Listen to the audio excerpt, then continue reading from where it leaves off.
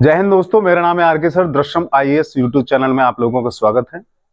आज के इस लेक्चर में हम संघीय शासन के स्टार्ट करने वाले हैं। मैंने आपको मौलिक अधिकार, फंडामेंटल राइट्स और डीपीएसपी और मौलिक कर्तव्य ये तीनों करा दिए हैं आपके। और चूंकि हमने शासन का जो है शुरुआत में हमने लेक्चर स्टार्ट किए हैं मौलिक अधिकारों से यहाँ पे। और जो आप सोच रहे होंगे कि आप आर्टिकल 1 भाग 1 भाग 2 ये सारे क्यों छुड़वा दिए, क्योंकि संघीय शासन में आ जाएंगे और संघीय शासन में ही उनको खत्म करेंगे। ठीक है, क्योंकि हम मेंस की प्रिपरेशन कर रहे हैं यहाँ पे और प्री की प्रिपरेशन कर रहे हैं यहाँ पे। यूपीएससी का स्पेशल तरीके से लेक्चर बनाया जा रहा है और स्टेट पीसीएस का। वैसे अदर एग्जाम्स के लिए भी फायदेमंद है अगर आप देखना चाहो तो यहाँ पे हम स्टार्ट करेंगे संघीय शासन। ठीक है, संघ का मतलब क्या होता है बताइए? संघ का मतलब क्या होता है? आपके परिवार में आप एकात्मक हैं, संघात्मक हैं? आपके ज्यादातर परिवार में एकात्मक है ना फिलहाल। जैसे माँ बाप, आपके माँ बाप और आप, ये एकात्मक शासन हो गया। आपके माँ बाप, आप और आपके दादा दादी और आपके चाचा चाची और उनके बच्चे, ये हो गया संघात्मक। समझ में आ रही है? ये शुरुआत में समझने का एक बेहतरीन मॉडल है। समझ में आ रही है? लेकिन हमारे देश में क्या चलता है? सबसे पहले हमारे देश में कौन सा शासन है? संघीय शासन है। संघीय शासन है ना, लेकिन संघीय शासन के साथ साथ एक और शासन है, लोकतांत्रिक शासन, डेमोक्रेटिक शासन। उसकी पहचान क्या है? मैंने यहां पे लिख दिया है संघीय शासन। और संघीय शासन पढ़ने से पहले हम सबसे पहले लोकतांत्रिक शासन के बारे में जानकारी लेंगे। लोकतांत्रिक शासन होता क्या है? ठीक है, वैसे मैंने आपको कई बार इसके बारे में डेफिनेशन दे रखी है, लोकतांत्रिक शासन क्या है, लेकिन कुछ शब्दों के द्वारा हम इस चीज को समझने की कोशिश करेंगे। ठीक है, लोकतांत्रिक शासन के सबसे पहला लक्षण होता है, लोकतांत्रिक शासन सबसे पहला सहमति पर आधारित होता है। किस पर आधारित होता है? सहमति पर। समझ में आ रही है? जहां सहमति नहीं है वहां लोकतांत्रिक शासन हो ही नहीं सकता है। समझ में आ रही है? दूसरा, उत्तरदायी शासन। उत्तरदायी कैसे? उत्तरदायी का मतलब क्या है? रिस्पॉन्सिबिलिटी। अब इसका एग्जाम्पल दो। जैसे अगर कोई भी नीति बनाते हैं तो जनता उसको विरोध भी कर सकती है, अगर ठीक, वो नीति फिर गलत भी हो सकती है, उसको ठीक, ठीक है। जैसे कि उत्तरदायी शासन का मतलब ये होता है, जैसे आप हमने अपने रिप्रेजेंटेटिव चुने, ठीक है, वो सरकार में गए और सरकार में जाते ही उन्होंने कुछ गलत नीतियां या कुछ ऐसे कदम उठाए जो जो कि जनता के लिए हानिकारक है। ठीक है, तो हम उसको हटा भी सकते हैं। उसको जवाब देना पड़ेगा। गा अंडरलाइन। किसके प्रति रिस्पॉन्सिबिलिटी है उनकी? जनता के प्रति। समझ में आ रही है? उत्तरदायी कहां बनती है उनकी? जनता को उत्तर देना होता है हर 5 साल में। तभी तो मांगते हैं वोट। हम ये करेंगे, हम वो करेंगे, हम सिलेंडर बांटेंगे, हम लैट्रिन बनवाएंगे, हम घर बनवाएंगे, है ना, हम कृषि का बिल माफ कर देंगे। ये सारी वादे करते हैं। कौन कौन करता है? सरकार ही तो करती है। और सरकार किसके लिए? उत्तरदायी के कारण। समझ में आ रही है? ये होता है। और उत्तरदायी शासन है तो वहां संविधान होगा ही होगा। समझ में आ रही है?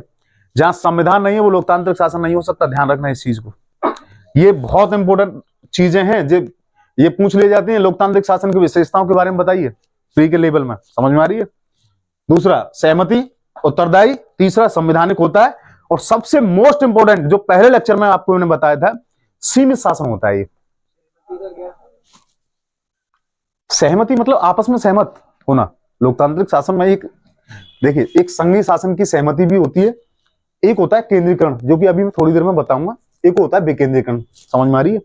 संघीय शासन में 2 तरीके के मॉडल होते हैं अपने आप में। एक तो होता है कनाडाई मॉडल, जो कि अब पढ़ाने वाला हूं, एक होता है अमेरिकी मॉडल।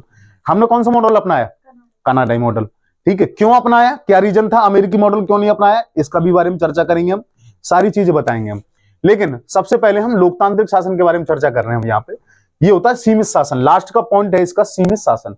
और सीमित गवर्नेंस या गवर्नेंट, इनका मतलब ये होता है, सीमित का मतलब ये होता है कि उस पर सरकार पर लगाम होती है। किसकी? मौलिक अधिकारों की। समझ में आ रही है?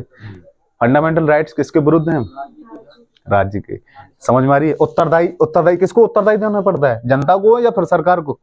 सीमित शासन ऑटोमेटिकली होगा कि नहीं? दूसरा, सीमित शासन किससे है? संविधान से। संविधान, क्योंकि हमारे यहाँ रूल ऑफ लॉ का शासन होता है कि नहीं? विधि का शासन है कि नहीं? जो विधि में, अच्छा, इनके लिए, दोनों के लिए विधि बांट रखी है कि नहीं हमने? राज्यों के लिए राज्य अलग विधि बनाएगा और संघ अलग विधि बनाएगा। तो हो गया कि नहीं संवैधानिक शासन? उससे अलग ऊपर उठेगा तो न्यायपालिका बैठी है कि नहीं? समझ में आ रही है? न्यायपालिका पे नहीं अगर सिमट रहा है कोई मामला तो जनता बैठी है कि नहीं? सारी चीजें हैं कि नहीं, इसलिए उत्तरदायी। समझ में आ रही, यहां तक समझ में आ गया आपको? ठीक है, अब हम ब्रिटेन पे चलते हैं। ब्रिटेन का शासन हम हालांकि अलग से भी पढ़ेंगे ब्रिटेन के बारे में, और तुम्हारा ऑस्ट्रेलिया के शासन के बारे में भी पढ़ेंगे, बेल्जियम के शासन के बारे में पढ़ेंगे। आपने हाई स्कूल इंटर की एनसीईआरटी पढ़ी है? बेल्जियम के शासन के बारे में, बेल्जियम का संघ क्यों टूट गया, एक छोटा सा कॉलम होता है उसमें, और कॉलम में एक छोटा सा बच्चा पूछता है कि नहीं, आपने पढ़ी हो एनसीईआरटी, उसमें एक छोटा सा बच्चा पूछता है कि बेल्जियम का संघ इतना मजबूत होते हुए भी क्यों टूट गया। यहां पे इन चीजों की भी चर्चा करेंगे हम, प्लस एनसीईआरटी की भी। समझ में आ रही है कि इतना बेहतरीन संघ होने के बावजूद बहुत सारे ऐसे लक्षण देखे हैं बहुत सारे देशों के, जो उनके संघ टूट गए, बने नहीं रहे। लेकिन भारत जैसा संघ आज तक क्यों बन रहा है, अमेरिका जैसा फेडरल सिस्टम, संघीय शासन क्यों बना हुआ है, कनाडा जैसा सिस्टम क्यों बना हुआ है। समझ में आ रही है, ये सारी चीजों की चर्चा करेंगे हम यहाँ पे। पहले सबसे पहले केंद्रीकरण। केंद्रीकरण, ब्रिटेन का शासन कैसा है? केंद्रीकरण, यानी कि संसद ही सर्वोच्च है, वहां जनता सर्वोच्च नहीं है, ध्यान रखना। लेकिन लोकतांत्रिक शासन तो है वहां पे। लोकतांत्रिक शासन के साथ साथ कैसा मॉडल है? केंद्रीय शासन। एक होता है केंद्रीय शासन जो कि डेमोक्रेसी का ही पार्ट होता है, एक केंद्रीय शासन, और दूसरा होता है विकेंद्रीकरण। समझ में आ रही है, यानी कि जो राज्यों के पास में और संघ के पास में जो शक्तियों का बंटवारा होता है वो लोकतांत्रिक शासन के मॉडल होते हैं। ये दोनों लोकतांत्रिक शासन के मॉडल बता रहा हूं मैं आपको। समझ में आ रही है, संघीय शासन पे आएंगे अभी हम, है ना। तो ब्रिटेन में सबसे पहले केंद्रीकरण, सेंट्रलाइजेशन। अब केंद्रीकरण है तो शासन का केंद्र कितने होंगे? एक, केवल संसद। समझ में आ रही, वहां की संसद के बारे में क्या कहते हैं पता है? संसद सब कुछ कर सकती है सिवाय आदमी को औरत और औरत को आदमी की सिवाय बनाने के सिवाय। समझ में आ रही है, सब कुछ कर सकती है वहां की संसद, इतनी सर्वोच्च शक्तिशाली है। समझ में आ रही है। हालांकि इसके बारे में लॉर्ड वगैरह ये सारी चीजों के बारे में हम अलग से पढ़ेंगे, पूरी ब्रिटेन के संविधान के बारे में अलग से पढ़ेंगे। यहाँ कुछ थोड़ा बहुत चर्चा कर लेते हैं जो भी आपकी इंडियन पॉलिटी में कंपेरिजन करने के लिए आ जाता है, ठीक है। तो दूसरा, संसद की सर्वोच्चता होगी वहां पे। समझ में आ रही है, केंद्र एक है तो सर्वोच्चता किसकी है? संसद की। प्रांत केंद्रीय सरकार पर क्या होंगे? निर्भर, अंडरलाइन, निर्भर, सबऑर्डिनेट, यानी कि अधीनता। समझ में आ रही है, ये मोस्ट इंपोर्टेंट लाइन है, अधीन। अच्छा, हमारे भारत, अब सोच के देखिए, हमारे यहाँ तुलना करके देखिए, हमारे यहाँ राज्य केंद्र पर निर्भर हैं या फिर निर्भर है? वाह, अधीन है, वाह, उसके अलग अपनी वो ऐसा शक्तियां, स्वायत्त हैं भाई राज्य। एक चीज बताओ, मैं आपको एक चीज बता रहा हूं, आपको एक मौका मिले, एक राज्य का आपको मुख्यमंत्री बनाने का मौका मिले, और एक उसी मतलब आप संघ सरकार में एक कैबिनेट मंत्री बनाने का मौका मिले, आप कौन सा बनोगे? गलत, क्योंकि आपको पॉलिटी का ज्ञान ही नहीं है। मुख्यमंत्री, क्योंकि कैबिनेट मंत्री प्रधानमंत्री के अधीन होता है, क्या होता है? निर्भर होता है, उसके आदेशों पर चलना होता है उसे, और कभी भी निकाल सकता है उसे। लेकिन मुख्यमंत्री प्रधानमंत्री के बराबर होता है, अपने राज्य का मुखिया है वो।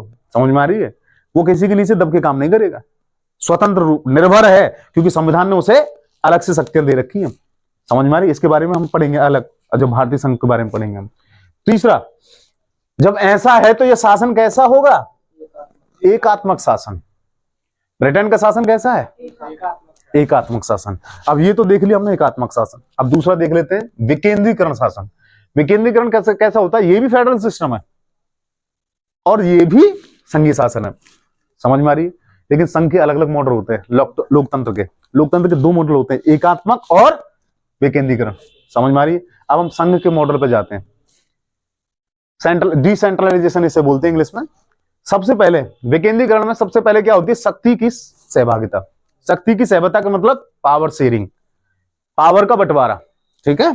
पावर शेयरिंग जैसे कि राज्य और संघ को अलग, बिल्कुल, राज्य को शक्तियां अलग मिलेंगी कानून बनाने के लिए, उसके भूभाग पर शक्तियां बनाने के लिए, किसी अन्य भूभाग पर नहीं, और केंद्र को पूरे इंडिया के भूभाग पर शक्तियां बनाने का अधिकार मिलेगा। समझ में आ रही है, ठीक है। दूसरा, अच्छा, शक्ति में सहभागिता किस किस के बीच में होगी? संघ और राज्य के बीच में। समझ में आ रही है यहां तक? क्या मैं आपको समझा पा रहा हूं? ठीक है। संघ और राज्यों के बीच में पावर शेयरिंग किसके माध्यम से होगी? पावर शेयरिंग संविधान के माध्यम से। समझ में आ रही है? संविधान के माध्यम से पावर शेयरिंग होगी, क्योंकि एक ऐसा मुकद्दम होना चाहिए, मुकद्दम या मुकदम होना चाहिए। आपने देखा होगा पिछले जमाने में गांव में एक मुकदम हुआ करते थे, है ना? आज भी पंचायत होती है ना, ग्राम प्रधान होता है, वो कौन होता है? मुकदम होता है कि नहीं? पंचायत का मुखिया होता है। कुछ भी काम हो जाए, कुछ भी गलत हो जाए, चोरी हो जाए, डकैती हो जाए, या कुछ भी काम हो जाए, या किसी झगड़े में, मोहल्ले में झगड़ा हो जाए, तो शांति का माहौल बनाने रखने के लिए किसका उत्तरदायित्व है? पंचायत का। समझ में आ रही है? तो पंचायत क्या करती है? ये वही तो पंचायत है, संविधान। अच्छा, सबसे बड़ी पंचायत कौन सी देश की? संसद है, न्यायपालिका संसद होती है। समझ में आ रही है? यहां पे देखिए, अब ये संविधान के तहत इनको बंटवारा दिया गया है। संघ को कितनी शक्तियां हैं? 97 विषय सोचे गए संविधान में, यही तो लिखा हुआ है। समझ में आ रही है? मूल संविधान की बात कर रहा हूं, वर्तमान संविधान की बात नहीं कर रहा मैं। पहले दी गई थी, ये अब घटा बढ़ी हो गई है इनमें, इन चीजों में ध्यान मत देना आप। दूसरा, यहां पे कितनी दी थी? 66। राज्य को कितनी शक्तियां दी थी? 66। आज वर्तमान में कितनी हो गई है? 46 के आसपास। समझ में आ रही है? हाँ, क्योंकि कुछ शक्तियां कहां चले गई हैं? समवर्ती सूची में। समझ में आ रही? अलग अलग सूची, 7 में सूची में क्या होता है? तीनों सूची दे रखी है कि नहीं? संघ सूची, राज्य सूची और समवर्ती सूची। समझ में आ रही है? अच्छा, समवर्ती सूची होता क्या है? अब मान लो जैसे कि आपके घर में संघीय शासन है ना? अब मान लो जैसे आपके पिता संघ हैं और आपके आप जो है बच्चे, आप राज्य के रूप में काम कर रहे हैं। अब मान लो सारे विषय सौंप रखे हैं, एक ही घर में रहते हैं। अब अचानक मोटर खराब हो जाए, उसका बिल किस पे फाड़ोगे? केंद्र पर या राज्य पर? अब ये तो लिखा नहीं गया है विषय में। समझ में आ रही है? ये एग्जाम्पल समझ में आ रहा है आपको? ये तो लिखा नहीं गया है।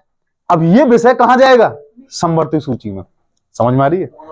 दोनों, ये विषय कहां जाएगा? समवर्ती सूची में। और दूसरा, एक और एग्जाम्पल दूं इसका, समझ में नहीं आया तो, आप घर में हैं, आपके घर में अचानक से मेहमान आ जाए, उसके नमकीन बिस्कुट का जो बंदोबस्त करेगा वो कौन करेगा? राज्य करेगा या केंद्र? नहीं करेंगे दोनों, क्योंकि ये समवर्ती सूची का विषय है। जो चीज नहीं लिखी गई है वो ऑटोमेटिकली कहां चली जाएगी? समवर्ती सूची में। और समवर्ती सूची हमारे यहाँ किसके पास है? केंद्र के पास। वो अलग पढ़ेंगे कि अमेरिका में समवर्ती सूची राज्यों के पास है। ध्यान रखना इस चीज को। समझ में आ रही? क्या पूछ रहे थे आप? सर, हमारे इंडिया में केंद्रीकरण जो मॉडल है उसे अपनाया गया है या केंद्रीकरण? तुम्हारे इंडिया में, हमारा इंडिया नहीं है, मतलब हम सबका इंडिया। तो हमारे भारत में कौन सा शासन अपनाया गया है? विकेंद्रीकरण का या केंद्रीकरण का? देखिए, हमारे यहाँ दोनों शासन अपनाए गए हैं और दोनों को बताएंगे हम संघीय शासन में। ठीक है, अभी बताने वाले हैं, आप थोड़ा सा धैर्य रखिए, आने वाले हैं उसी चीज पे। पहले हम सबसे पहले विकेंद्रीकरण का मतलब समझा रहे हैं, संघीय शासन का मतलब क्या होता है। ठीक है, और यही सारी चीजें सारे जितने भी देशों में 18 संघ हैं आज तक। विश्व में कितने देश हैं? 18। कितने संघीय शासन देश हैं? 18। और सब कैसे हैं? एकात्मक शासन। हाँ, एक और चीज है, मैंने आपको एक चीज और बताई, आप भूल, वो मैं यहां बताऊंगा नहीं। एक होता है कनाडाई मॉडल, फेडरेशन यूनियन। एक होता है संघ, अमेरिकाई मॉडल, संघ का। तीसरा होता है फ्रेंच मॉडल। फ्रेंच मॉडल थोड़ा सा अजीब है, इसलिए मैं यहां पे तुलना नहीं करवाऊंगा, उसका अलग से करवाऊंगा मैं फ्रेंच मॉडल का। जब ये इंडियन पॉलिटी खत्म होगी उसके बाद में ये सारे संविधान जब मैं करवाऊंगा ना सबका अलग अलग देशों के, तब उसके बाद में हम आपको बताएंगे। ठीक है, फ्रेंच मॉडल होता है। अब यहाँ पे आते हैं हम विकेंद्रीकरण पे। यहां तक मैंने बता दिया कौन बंटवारा करता है? संविधान।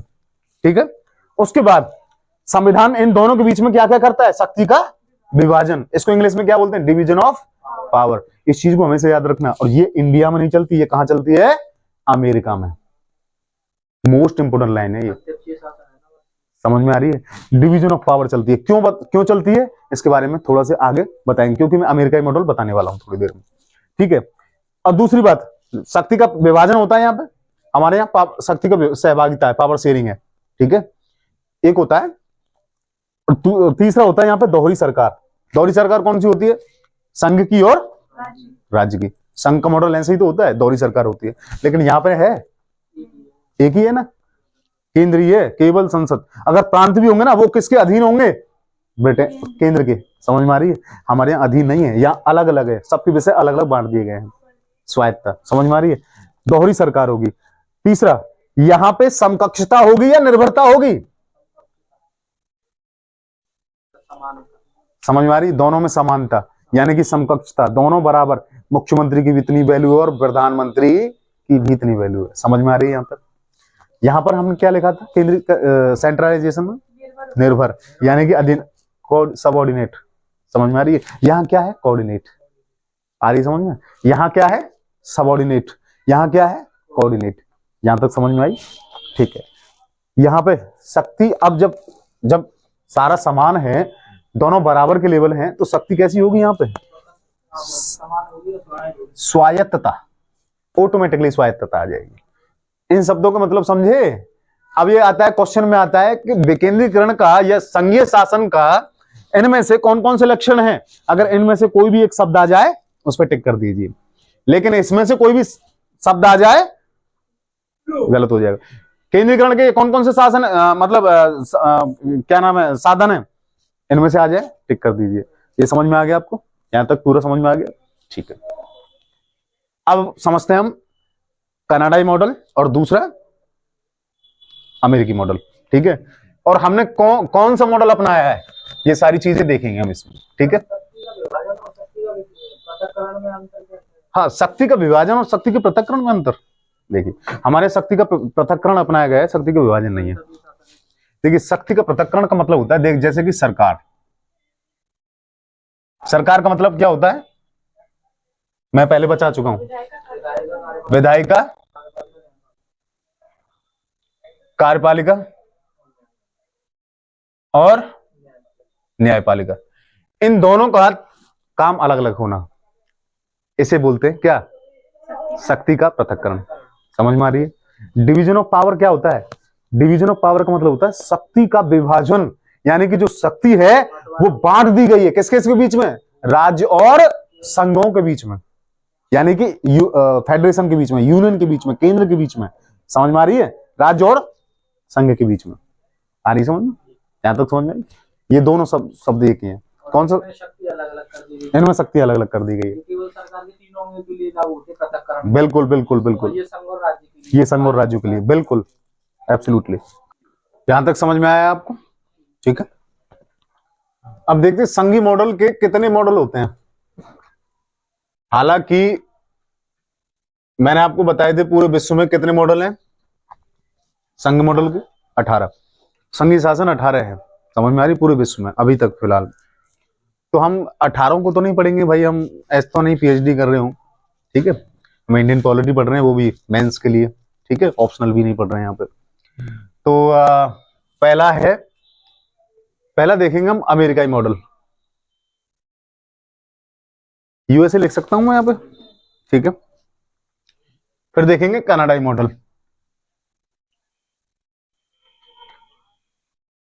ठीक है।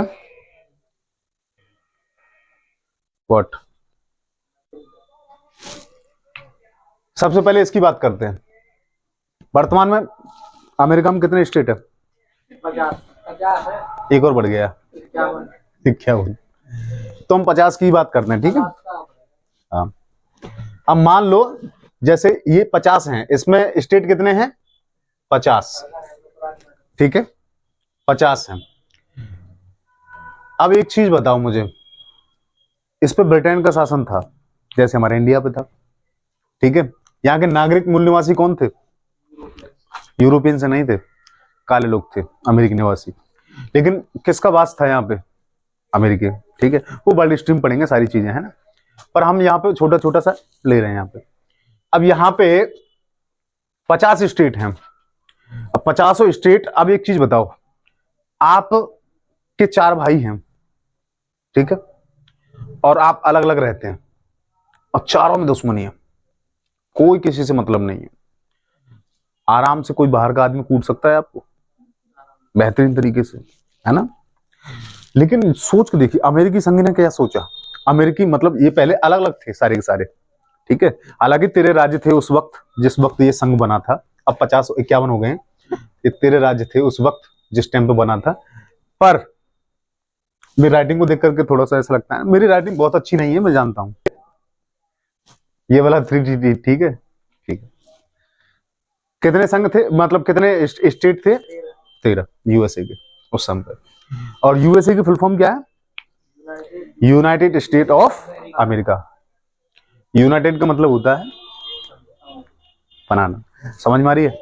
अब सोच के देखिए, अब तेरे राज्यों ने सोचा यार हमको कोई भी आकर के कूट सकता है, इसलिए सबसे बेटर क्या चीज हो सकती है? संघ बना लेते हैं एक, और एक मजबूत संघ बना लेते हैं। सबसे पहला संघ, दुनिया का सबसे पहला संघ कौन सा है? अमेरिका का। याद रखना इस चीज को। अगर क्वेश्चन आ जाए पहला संघीय शासन कौन सा है दुनिया का, 250 साल हो चुके हैं उसको बने हुए, और अभी तक कोई टूटने की संभावना नहीं है। जबकि कई ऐसे उदाहरण है मेरे पास में, एग्जाम्पल है, जो बेल्जियम का उदाहरण है। समझ में आ रही है? बहुत सारे ऐसे देश हैं जहाँ के संघीय शासन टूट चुके हैं। पता क्यों टूट चुके हैं? क्योंकि राज्यों के पास शक्तियां ज्यादा सौंप दी गई थी और संघ के पास शक्तियां कम सौंप दी गई थी, इसलिए हमारा भारत भी नहीं टूटा है। समझ में आ रही है? दूसरी, यहाँ पे भी राज्यों के पास शक्तियां ज्यादा हैं, ठीक है, यहाँ पे भी राज्यों के पास शक्ति ज्यादा है, वो अभी देखेंगे थोड़ी देर में। अभी इन्होंने सोचा एक संघ का निर्माण कर लेते हैं, बट उसमें कुछ शर्तें रखी गई थी, ठीक है। अच्छा, इस संघ का मतलब क्या होता है? इसने अपने संघ का नाम क्या रखा? संघीय शासन का, फेडरल।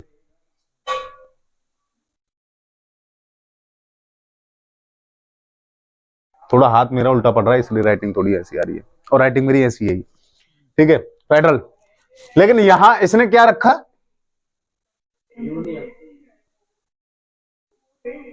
यूनियन। संघ और संघवाद में क्या अंतर है?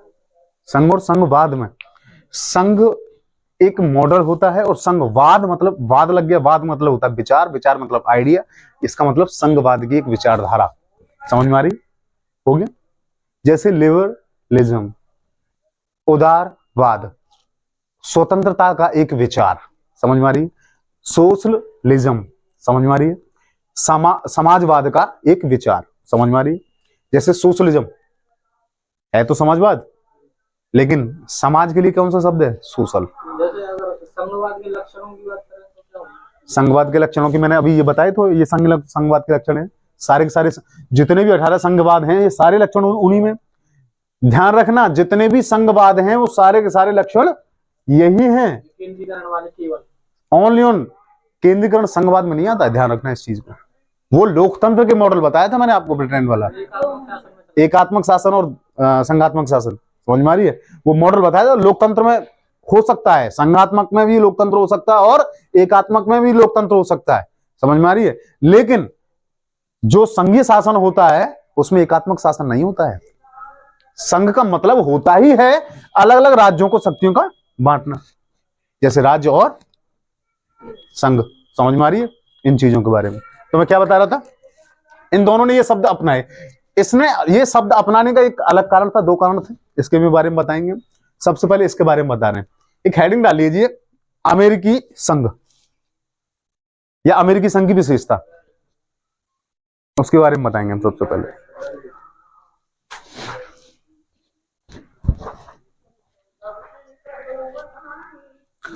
लिखिए पहला पॉइंट, अमेरिका में संघ एवं राज्यों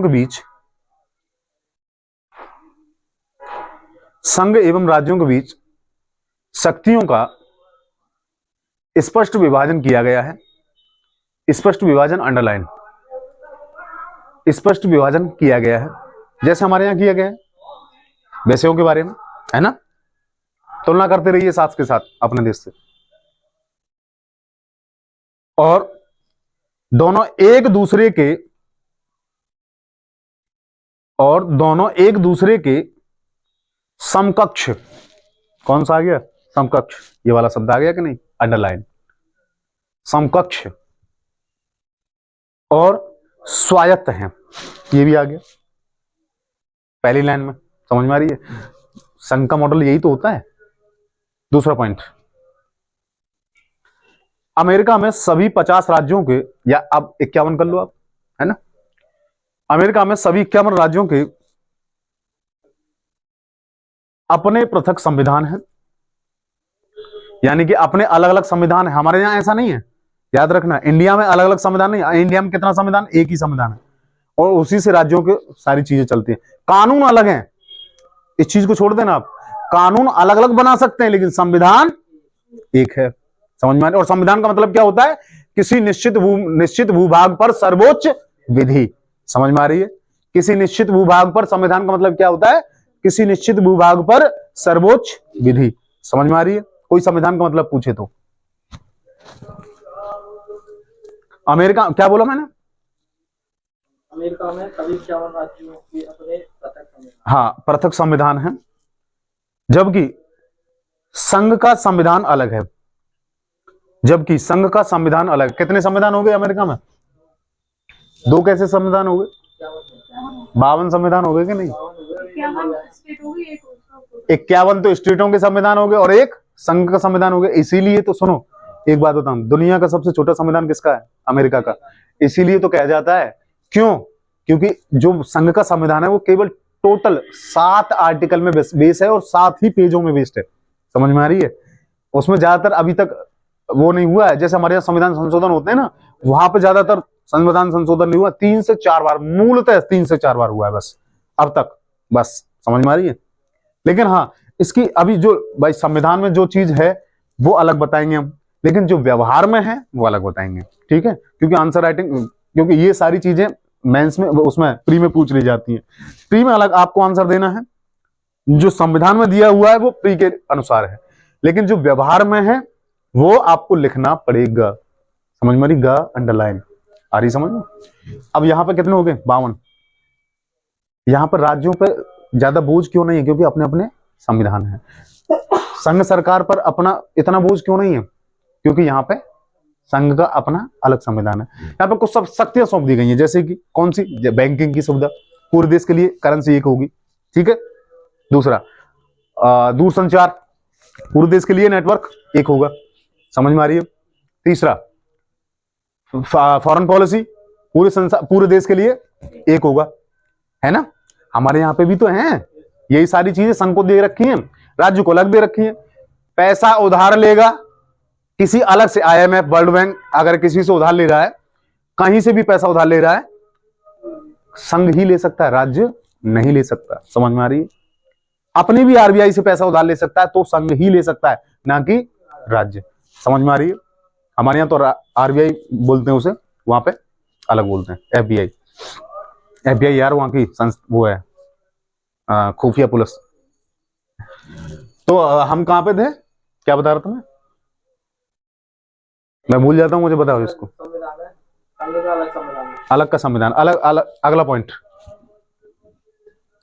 प्रत्येक राज्य के गवर्नर का निर्वाचन, गवर्नर मतलब समझते हो ना? राज्यपाल। प्रत्येक राज्य के गवर्नर का निर्वाचन उस राज्य की आम सभा की जनता के द्वारा होता है। उस राज्य की आम जनता के द्वारा होता है। अब सोच के देखिए, हमारे यहाँ राज्यपाल का चयन कौन करता है? राष्ट्रपति, या राष्ट्रपति यानी प्रधानमंत्री। समझ में आ रही है? व्यवहार में देखा जाए प्रधानमंत्री, वैसे राष्ट्रपति आता है। अगर प्री में पूछा जाए राष्ट्रपति, मेंस में पूछा जाए प्रधानमंत्री। समझ में आ रही है? 2 तरीके हैं, 2 अप्रोच होते हैं पढ़ने के। समझ में आ रही है? इस तरीके से। अब हमारे यहाँ तो अलग है, लेकिन अमेरिका में अलग है। इसलिए अगला पॉइंट, अमेरिका के सभी 50 राज्यों के, अमेरिका के सभी 50 राज्यों के या 51 राज्यों के बीच समानता का सिद्धांत अपनाते हुए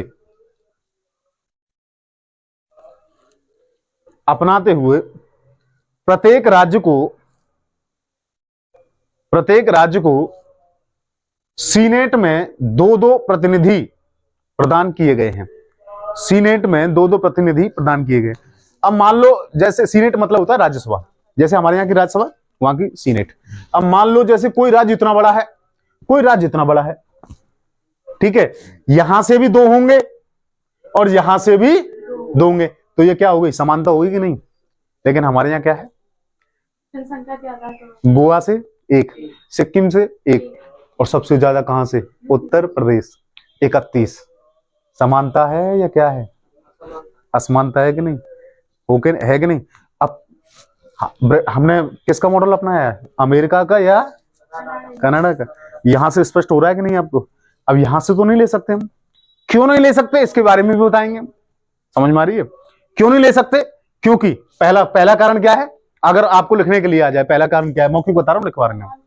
देखिए सबसे पहले यहां पे हमारा देश सबसे जब आजाद हुआ था तो राज्य कम थे। राज्य बहुत ज्यादा थे हमारे यहाँ।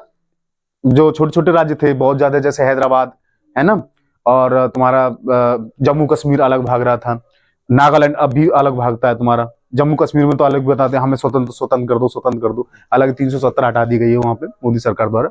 लेकिन उसके बावजूद अमेरिका में ऐसा नहीं है। समझ में आ रही है? हमारे यहाँ नया नया स्वतंत्र राज्य हुआ था पैदा, नया नया बच्चा पैदा होता है जिस तरीके से वल्लभ भाई पटेल के पसीने छूट गए थे इन सारे राज्यों को अलग मतलब एक करने में। समझ में आ रही है? दूसरी बात, यहाँ पे सारे राज्यों ने मिलकर के संघ बनाया है। और यहाँ पे क्या हुआ था, हमारे भारत में क्या हुआ था, संघ ने राज्यों का निर्माण किया था। पहला पॉइंट ये, यूनियन शब्द अपनाने का कारण क्या है, कनाडा ने संघ सरकार ने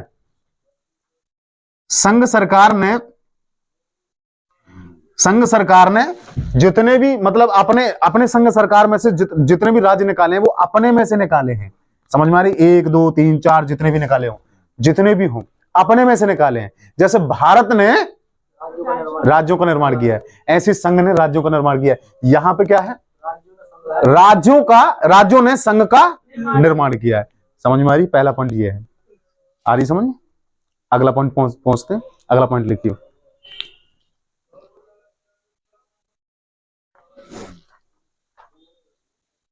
अमेरिका में केवल 2 सेवाएं हैं। अमेरिका में केवल 2 सेवाएं हैं, संघ और राज्य की सेवा, है ना? संघ और राज्य की सेवा। हमारे यहां कितनी सेवाएं?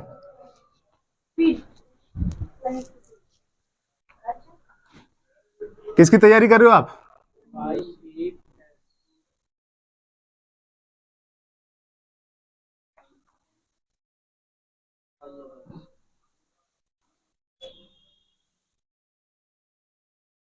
अब बताइए कौन कौन सी सेवाएं ये?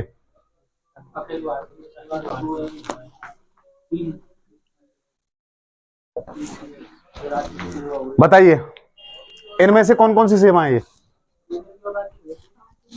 ये 2 ही हैं, केंद्र और राज्य की। बताइए जल्दी। देखिए ये जो 3 सेवाएं हैं ये अखिल भारतीय सेवा है, ऑल इंडिया सर्विसेज। समझ में आ रही है? ये जो 3 सेवाएं हैं ऑल इंडिया सर्विसेज, IRTS, हालांकि बहुत सारी सेवाएं केंद्र की, IRTS, IB, CBI, ये सब जितने भी सेवा होते हैं ये किसकी है? केंद्र की। समझ में आ रही है? PCS राज्य की। आ रही समझ में? हाँ जी, ये रेलवे सेवा है। IRTS ये रेल की सेवा है। अब सोच के देखिए अमेरिका में 2 ही सेवाएं हैं, खत्म झगड़े।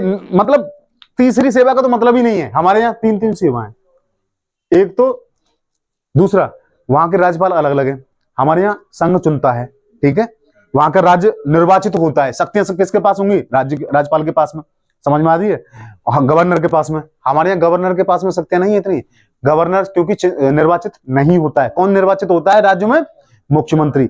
इसलिए मुख्यमंत्री के हाथ में सबसे ज्यादा होनी चाहिए कि नहीं पावर, इसलिए होती है। दूसरा, उंगली कौन करता रहता मुख्यमंत्री के?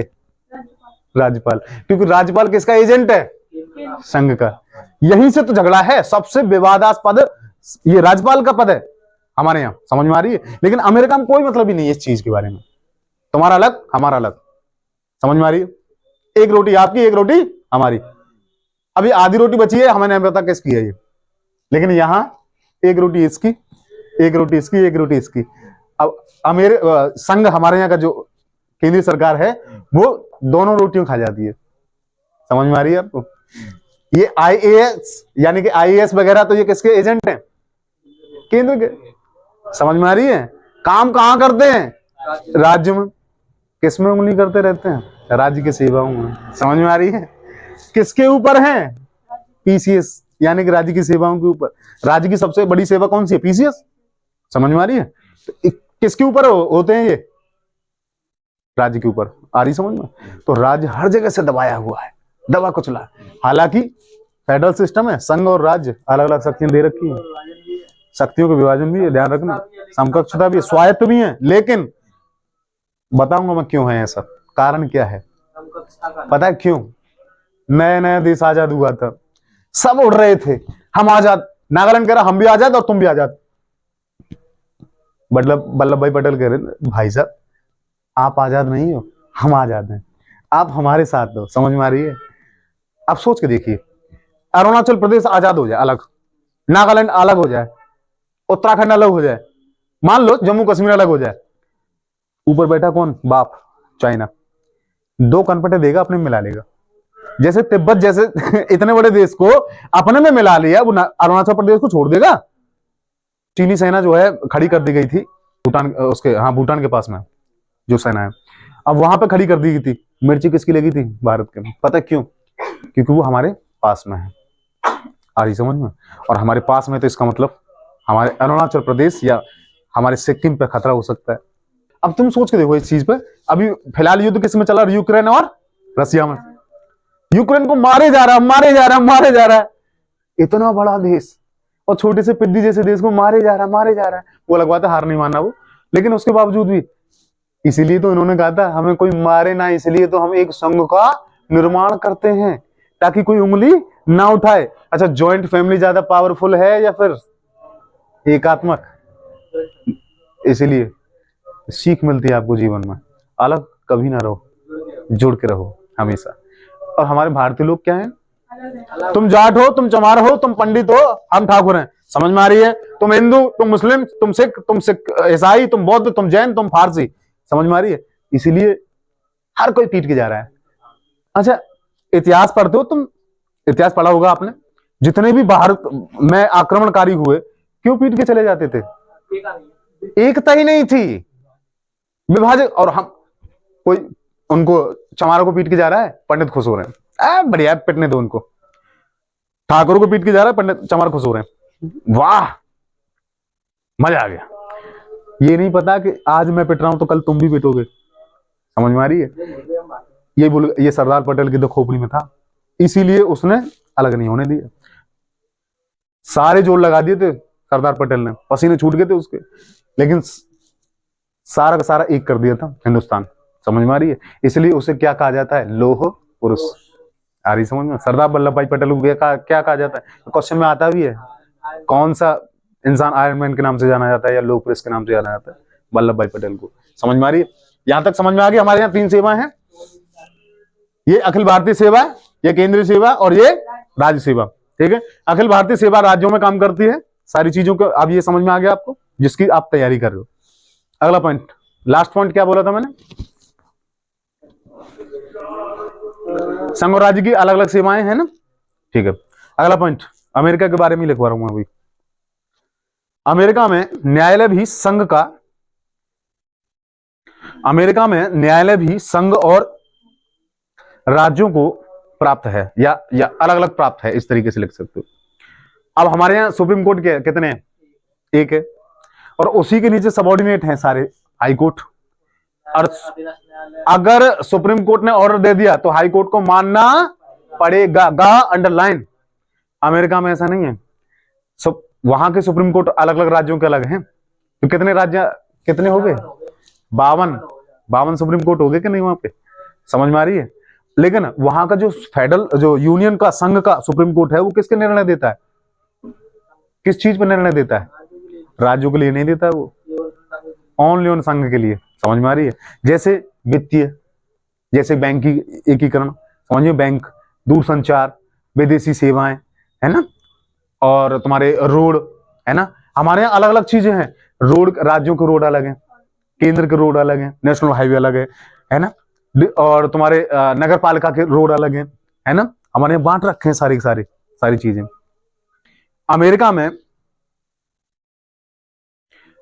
में अवशिष्ट शक्तियां भी राज्यों को प्राप्त हैं।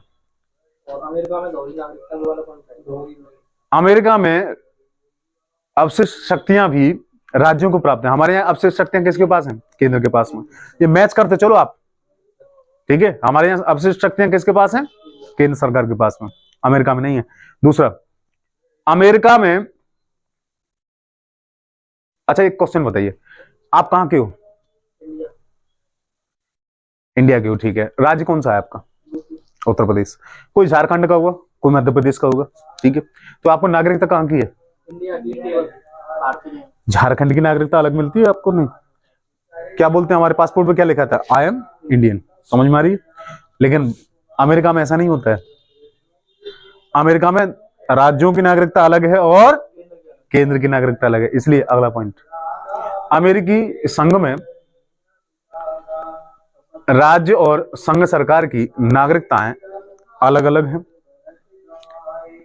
राज्य और संघ सरकार की नागरिकताएं अलग अलग हैं।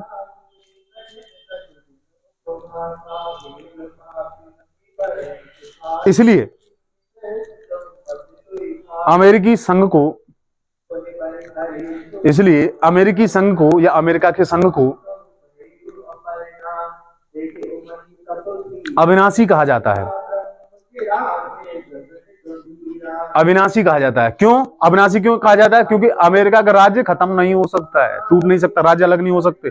यही शर्त पे हुआ था कि हम अलग नहीं होंगे कभी भी। समझ में आ रही है? अविनाशी संघ कहा जाता है। और संघ के द्वारा राज्यों की, और संघ के द्वारा राज्यों की अलग होने का अधिकार नहीं है। अलग होने का अधिकार नहीं है। और संघ के द्वारा राज्यों की,